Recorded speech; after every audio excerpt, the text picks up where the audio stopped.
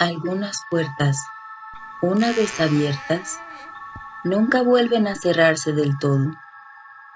En el eco de un pasado que se negaba a morir, Sofía y Mateo quedaron atrapados. Creyeron que con cerrar el libro y abandonar la biblioteca subterránea, los secretos de su abuelo quedarían atrás. La vieja casa de don Aurelio, que antes solo fue un nombre en sus historias, ahora era el epicentro de una verdad perturbadora. El espejo, el grimorio, las sombras, todo convergía en un despertar que ellos, inocentes espectadores de lo desconocido, habían iniciado. La primera prueba había concluido, pero el verdadero viaje apenas comenzaba. Algunas verdades ocultas del abuelo habían sido reveladas y ahora el reflejo de sus propios miedos se negaba a desaparecer. Desde aquella tarde, nada volvió a ser igual para Sofía y Mateo.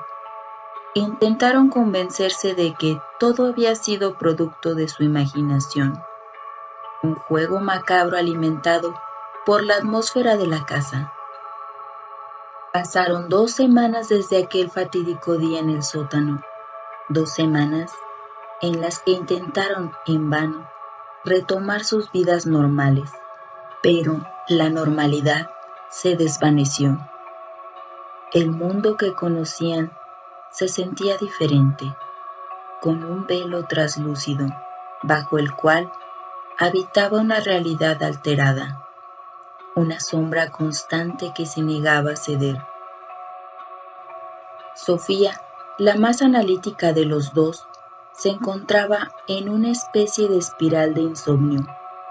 Cada noche, al cerrar los ojos, no veía la oscuridad, sino el brillo gélido del espejo y las figuras indistintas que se contorsionaban en él. Los susurros, que parecían nacer de las páginas del grimorio, ahora resonaban en su mente, llamando, tentándola a volver. Se sentía diferente, como si una parte de ella ya no le perteneciera, como si algo se hubiera anclado en su subconsciente. Mateo, por otro lado, experimentaba una agitación más visceral. La energía oscura que sintió irradiar del espejo se había manifestado en terrores nocturnos. Despertaba sudando frío, con el corazón desbocado, convencido de que había algo más en la habitación, algo que lo observaba desde las esquinas. Había comenzado a experimentar una percepción extrasensorial, fugaces destellos de lo que parecían ser realidades paralelas, un escalofrío al pasar por ciertos lugares, extrañas sensaciones de presencias que nadie más percibía. La casa del abuelo, lejos de ser un recuerdo lejano, se había convertido en una extensión de su propia mente perturbada. Un día, mientras Sofía intentaba concentrarse en su trabajo, una visión fugaz la paralizó. En el reflejo de la pantalla de su computadora, por una fracción de segundo, no vio su propio rostro, sino el de una anciana de ojos hundidos y piel agrietada, mirándola con una expresión de profunda tristeza. La imagen desapareció tan rápido como apareció, dejándola con un nudo en el estómago y la certeza de que algo más grande estaba en juego. Simultáneamente, Mateo tuvo un encuentro perturbador. Mientras caminaba por el parque, sintió una punzada de frío inusual. Al levantar la vista, vio una silueta borrosa de un hombre con un sombrero antiguo. de pie bajo un árbol, observándolo fijamente. La figura no se movía, no parpadeaba, y Mateo sentía una conexión innegable con aquella presencia. Sabía, sin saber cómo, que ese hombre era una parte del legado del abuelo, una manifestación de lo que el ritual había desatado. Estos incidentes aislados comenzaron a unirse, formando un patrón inquietante. Los hermanos se dieron cuenta de que el ritual no fue solo una iniciación, sino una apertura, una puerta que se había quedado entreabierta, permitiendo que la influencia de lo sutil se filtrara en su realidad externa. Las sombras del espejo no eran solo sus propios demonios, eran las proyecciones de las entidades y energías que don Aurelio había contactado a lo largo de su vida y que ahora, con su muerte, buscaban un nuevo anclaje. Una noche, Mateo comenzó a soñar que bajaba al sótano. Necesitaba comprobar que todo seguía en su lugar. La biblioteca estaba igual, pero el espejo, ahora descubierto, parecía más oscuro e infinito. De pronto, el aire se volvió gélido. En el cristal, Mateo vio a Sofía, dormida en su habitación, y detrás de ella, la silueta de un hombre encapuchado, la misma figura que había aparecido durante el ritual. Mateo intentó huir, pero el reflejo lo atrapó. Sintió que sus pensamientos se fragmentaban, que sus recuerdos se mezclaban con imágenes de lugares que no había visitado, desiertos, templos, rituales ancestrales, y en todas esas visiones el abuelo estaba allí, guiándolo, pero su rostro era solo una forma etérea que le decía pensamiento, palabra, emoción, sin entender a qué se refería. Al día siguiente, Sofía encontró a Mateo pálido y con la mirada perdida. Él le contó lo que había soñado y juntos decidieron buscar respuestas en el diario del abuelo. En una de las páginas, bajo la luz temblorosa de una vela, apareció una frase que antes no estaba allí. Para cerrar el ciclo, deben enfrentar aquello que evitan, ser un guerrero despiadado. El espejo es la puerta, pero también la prisión. Solo quien se conoce a sí mismo podrá volver. El mensaje era claro. Debían volver a realizar el ritual juntos y preparados para enfrentar sus miedos más profundos individualmente.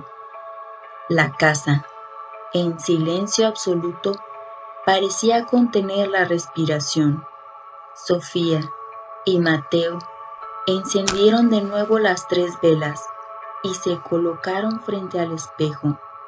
Repitieron las palabras del ritual, pero esta vez se miraron a los ojos antes de mirar el cristal. Ignem, illuminam, reflexionem.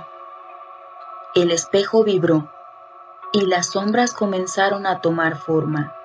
No eran monstruos, sino versiones distorsionadas de ellos mismos, sus inseguridades, sus culpas, sus desvíos, sus deseos reprimidos. A cada paso que daban hacia el espejo, sentían que una parte de sí mismos quedaba atrás.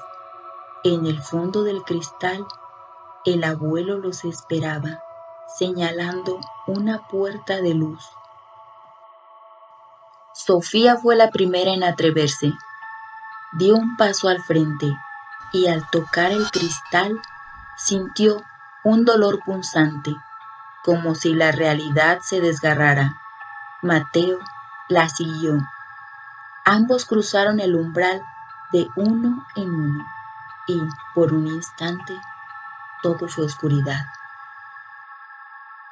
Al abrir los ojos, estaban en una versión distorsionada de la casa. Los muebles flotaban, las paredes susurraban secretos en idiomas desconocidos y el tiempo parecía avanzar y retroceder a la vez. No era un tiempo lineal. El abuelo apareció ante ellos, más real que nunca. Sofía y Mateo debían enfrentarse a sus propios miedos, a lo que evitaban en su vida, contra lo que chocaban constantemente. Sofía vio sus fracasos, sus inseguridades, su miedo a la soledad. Mateo enfrentó la culpa, la rabia y el temor a no estar a la altura del legado familiar. Toda esa niebla, esa oscuridad, estaba en el caos de sus ideas y pensamientos. Pero en un chispazo de entre ese caos, en ambos surgió una leve voz en sus mentes que preguntaba: ¿qué es lo que ves? Cada uno respondió con temor: oscuridad. Otra pregunta surgió: ¿qué hace falta cuando hay oscuridad? Luz, respondieron. Entonces, ¿qué deseas? En ese momento comenzaron a entender. Ambos respondieron: brillar. Y en el acto emanaron un brillo intenso que dispersó las tinieblas del sombrío lugar. Solo cuando aceptaron esas partes de sí mismos y alinearon sus pensamientos, palabra y emoción, el entorno comenzó a desvanecerse. El abuelo sonrió y su figura se deshizo en luz. Sofía y Mateo despertaron en la biblioteca, exhaustos, pero diferentes. El espejo, ahora cubierto por el paño, no reflejaba nada. El diario del abuelo estaba cerrado y la casa en silencio. Habían aprendido que algunos secretos existen para ser comprendidos, mas no temidos. Pero, mientras se marchaban, una pequeña grieta apareció en el espejo y desde el otro lado una sombra observaba pacientemente.